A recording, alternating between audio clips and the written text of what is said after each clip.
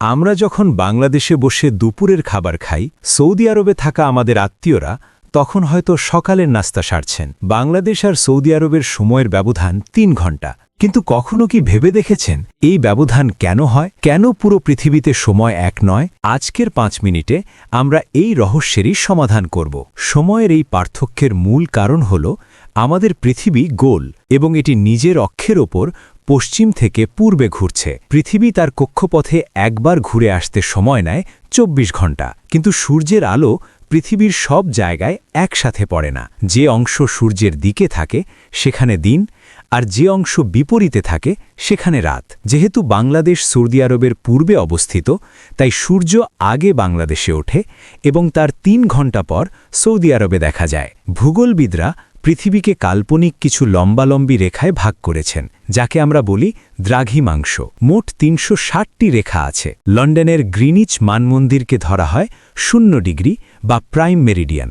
বাংলাদেশ অবস্থিত প্রায় ৯০ ডিগ্রি পূর্ব দ্রাঘিমাংশে, আর সৌদি আরব রিয়াদ অবস্থিত প্রায় ৪৬ ডিগ্রি পূর্ব দ্রাঘিমাংশে। প্রতি ১ ডিগ্রি দ্রাঘিমাংশের পার্থক্যের জন্য সময়ের ব্যবধান হয় ৪ মিনিট। সেই হিসেবে গ্রিনিচ থেকে বাংলাদেশের সময়ের পার্থক্য ৬ ঘন্টা, আর সৌদি আরবের পার্থক্য ৩ ঘন্টা।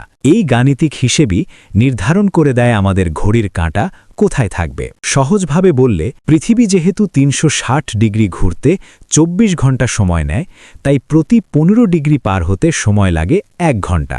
বাংলাদেশ আর সৌদি আরবের মধ্যে দূরত্বের ব্যবধান প্রায় ৪৪ থেকে ৪৫ ডিগ্রি। এই বিশাল দূরত্বের কারণেই ঘড়িতে ৩ ঘন্টার এই তফাৎ তৈরি হয়। একে বলা হয় টাইম জোন। বাংলাদেশ GMT+6 জোনে আর সৌদি আরব GMT+3 জোনে অবস্থান করছে।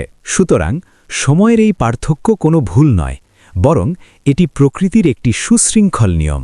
ভৌগোলিক অবস্থানের কারণেই আমাদের সেহরি, ইফতার কিংবা দৈনন্দিন কাজের সময় আলাদা হয়। বিজ্ঞানের এই ছোট্ট তথ্যটি আমাদের জীবনকে কতটা প্রভাবিত করে ভাবলে অবাক হতে হয়। ভিডিওটি ভালো লাগলে শেয়ার করুন এবং পরবর্তী ভিডিওতে কোন বিষয় নিয়ে জানতে চান তা কমেন্টে জানান।